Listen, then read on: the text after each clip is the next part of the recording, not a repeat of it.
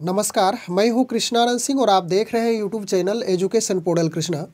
हिंदी व्याकरण से समान रूप से वस्तुनिष्ठ प्रश्न परीक्षा में यदि पूछे जाते हैं तो इसका इस वीडियो में टाइप लिया गया है। टाइप कहने का अर्थ हो गया कि प्रत्येक चैप्टर से हर चैप्टर को इस वीडियो के माध्यम से टच किया गया है और यदि परीक्षा में समान रूप से यानी कि जो आदर्श प्रश्न होता है पूछा जाता है तो इसी प्रकार से प्रश्न पूछे जाएंगे और इसके आधार पर ही आपको तैयारी करनी है। तो चलिए यहाँ पे एक एक करके उन सभी प्रश्नों का हम लोग संक्षिप्त समय में कम समय में अध्ययन करने का प्रयास करते हैं। पहला प्रश्न है, सुरभि का अर्थ है, यानी सुरभि इसका अर्थ क्या है पूछा गया है। तो यह अनेकार्थी शब्द यानी कि अनेक अर्थ जो अनेकार्थी शब्द पूछे जाते हैं उससे रिलेटेड यह प्रश्न है। सुरभि का अर्थ क्या है? ऑप्शन है एक पक्षी, सुगंध, विष्णु या तो फिर मोर है। तो सुरभि का अर्थ सुगंध होता है, ऑप्शन नंबर बी आपका सही है। और सुरभि का अन्य अर्थ जो कि अनेकार्थी शब्द के रूप में कहा जाता है तो सुरभि हम लोग गौ को भी सुरभि कहते हैं। इसके साथ साथ पृथ्वी भी सुरभि के रूप में कही जाती है। फिर तुलसी, सुरभि कहेंगे तो तुलसी स्पष्ट होगा। उसके बाद सुरा भी सुरभि के रूप में जाना जाता है। अगला प्रश्न दूसरा नंबर है, चंद्र शब्द का, यह भी अनेकार्थी शब्द के रूप में ही है। चंद्र शब्द का एक अर्थ चंद्रमा होता है। क्लियर है कि चंद्र को हम चंद्रमा भी कहेंगे और दूसरा अर्थ इसका क्या हो सकता है यह पूछा गया है। तो दूसरा अर्थ चंद्र मतलब मटर होता है और अन्य नाम से भी यह जाना जाता है। आप ज़रूर खोज करके इसकी जानकारी लोगों को पहुंचाने का प्रयास करेंगे। अगला प्रश्न हम लोग देख लेते हैं। कनक का अर्थ होता है, यानी कि कनक का अर्थ सोना होता है, यानी कनक मीन्स सोना। इसका दूसरा अर्थ क्या है? अनेकार्थी शब्द के रूप में हम लोग पढ़ रहे हैं तो इसका दूसरा अर्थ धतूरा, यानी कि कनक मीन्स धतूरा हो जाता है और सोना भी होता है। इसका अन्य शब्द भी गेहूं को भी हम लोग कनक कहते हैं। तो ऑप्शन ए आपका सही होगा। अगला प्रश्न है चौथा नंबर, हाथ खाली होना मुहावरा का अर्थ है। यानी हाथ खाली होना एक मुहावरा है, इसका सही अर्थ क्या होगा? ऑप्शन है कुछ नहीं मिलना। ऑप्शन से आप ज़रूर इसको पकड़ लेंगे कि कौन सा सही होगा। हाथ से पैसा गिर जाना, पास पैसा नहीं होना और डी है गरीब होना। तो स्पष्ट है कि हाथ खाली होना का अर्थ है कि पास में पैसा नहीं होना। ऑप्शन सी सही होगा। अगला प्रश्न 5 नंबर, यह प्रश्न मैं आपके लिए छोड़ूंगा। छक्के छुड़ाना का सही अर्थ क्या है? ऑप्शन पढ़ देता हूँ। जलना, अपनी सीमा से बढ़कर बोलना, हराना या तो जोखिम उठाना। कमेंट के माध्यम से जरूर इसकी जानकारी देंगे 5 नंबर प्रश्न का। 6 नंबर प्रश्न में हम लोग आ चुके हैं। जिसका जन्म 2 बार होता है उसे क्या कहा जाता है? यानी जिसका जन्म 2 बार होता है, यह अनेक शब्दों के लिए एक शब्द है। तो चलिए ऑप्शन देखें, सर्वज्ञ, अल्पज्ञ, द्विज या तो फिर अज्ञ। तो इसका राइट आंसर सी होगा, यानी कि उसे द्विज कहा जाता है। यानी कि जिसका जन्म 2 बार होता है उसे द्विज कहा जाता है। अगला प्रश्न 7 नंबर, एक उदर से जन्म लेने वाला क्या कहलाता है? यह भी अनेक शब्दों के लिए एक शब्द है। इसकी जानकारी आपको देनी है कमेंट के माध्यम से। पहला है सहोदर, दूसरा है दृष्टिगोचर, सी नंबर है अभिनेता और इनमें से कोई नहीं। तो एक उदर से जन्म लेने वाला क्या कहलाएगा? कमेंट के माध्यम से जरूर जानकारी देंगे। आगे है 8 नंबर प्रश्न, यह वाक्य शुद्धिकरण से रिलेटेड है, यानी कि वाक्य शुद्ध करना है, कौन सा सही होगा? राम ने पुस्तक खरीदा। तो राम ने पुस्तक खरीदा यह गलत है। राम पुस्तक खरीदा यह भी गलत है। राम ने पुस्तक खरीदी, आपका राइट ऑप्शन सी नंबर होगा, यानी कि राम ने पुस्तक खरीदी। ऑप्शन नंबर सी सही होगा, यानी कि इसमें स्त्रीलिंग राम पुल्लिंग है, लेकिन पुस्तक के अनुसार यह स्त्रीलिंग के रूप में खरीदी लिखा हुआ है, यानी स्त्रीलिंग पुल्लिंग से स्पष्ट हुआ है यह वाक्य शुद्ध है या अशुद्ध है। अगला प्रश्न है 8-9 नंबर, शुद्ध वाक्य है, तो इसमें भी शुद्ध वाक्य देखना है। मैं देखा हूँ, यह गलत है। वह रोटी खाया, रोटी स्त्रीलिंग है, इसके अनुसार से चलेंगे।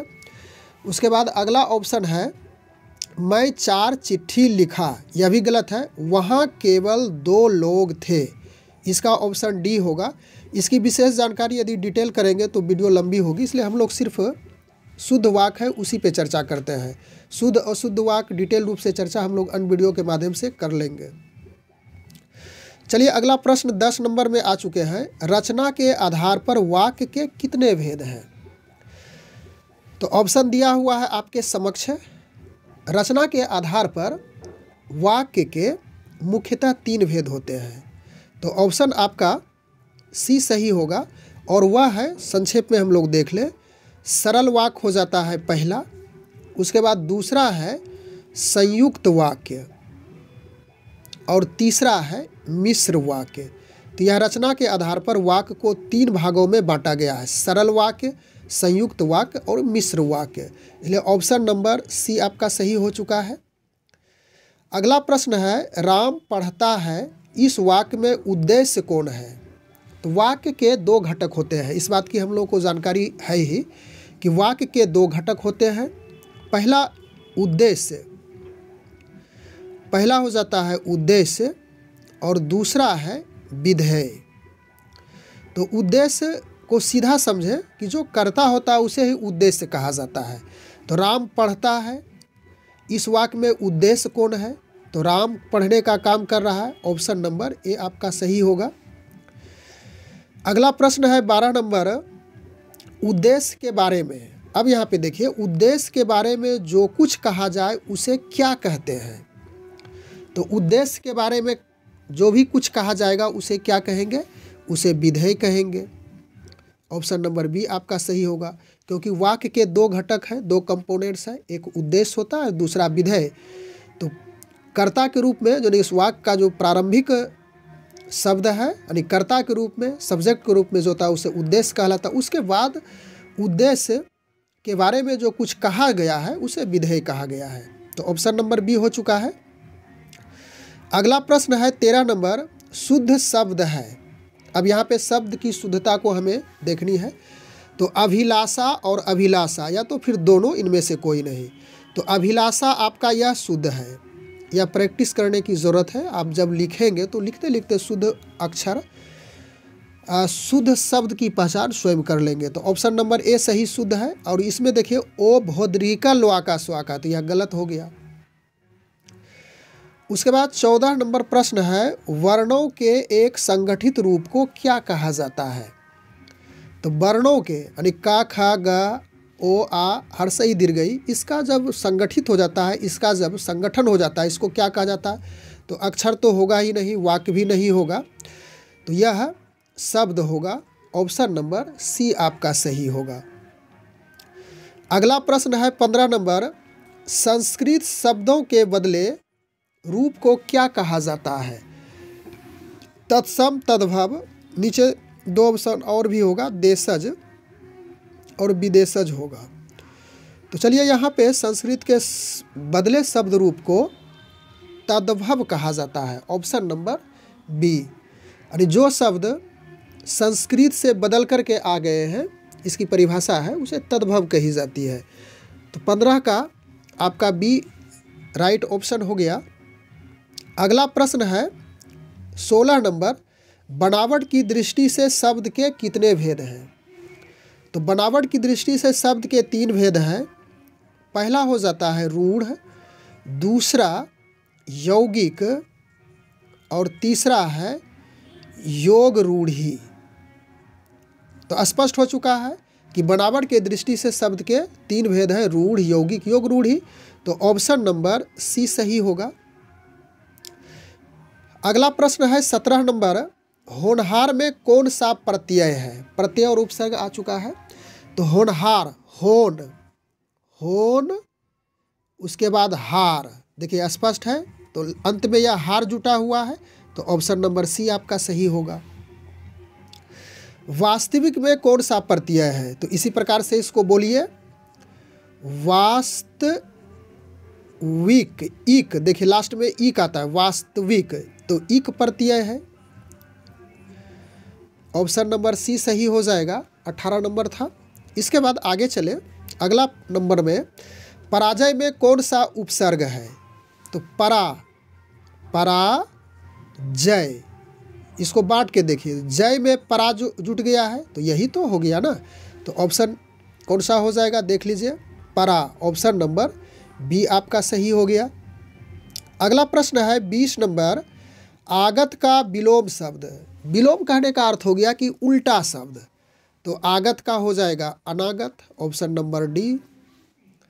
अगला प्रश्न है 21 नंबर, बिजली का पर्यायवाची शब्द, यानी एक पर्यायवाची मतलब एक उसका अर्थ सेम निकलेगा लेकिन शब्द लगेगा भिन्न भिन्न है, तो बिजली का पर्यायवाची शब्द हो जाएगा डी नंबर, विद्युत। विद्युत मतलब बिजली। अगला प्रश्न है 22 नंबर, राजगृह कौन सा समास है?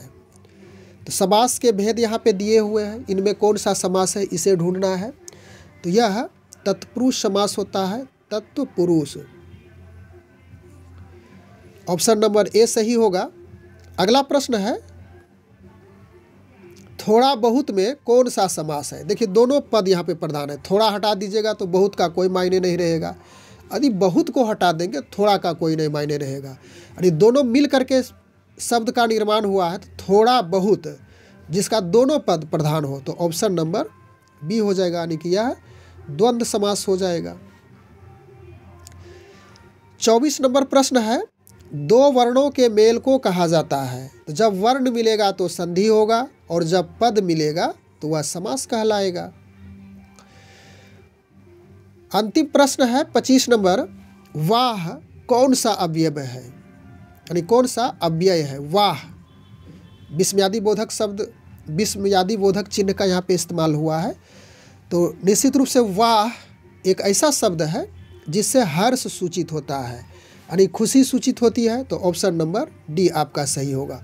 तो इस प्रकार से हिंदी व्याकरण में समान रूप से जो प्रश्न पूछे जाएंगे उन प्रश्नों का, उन वस्तुनिष्ठ प्रश्नों का इस वीडियो में संग्रह किया गया। कुल 25 प्रश्न पढ़े और इसी टाइप का आप किताब की सहायता से अगला प्रश्न को आप निश्चित रूप से अध्ययन करेंगे। बस आज के वीडियो में इतना ही। Thanks for watching. Good bye.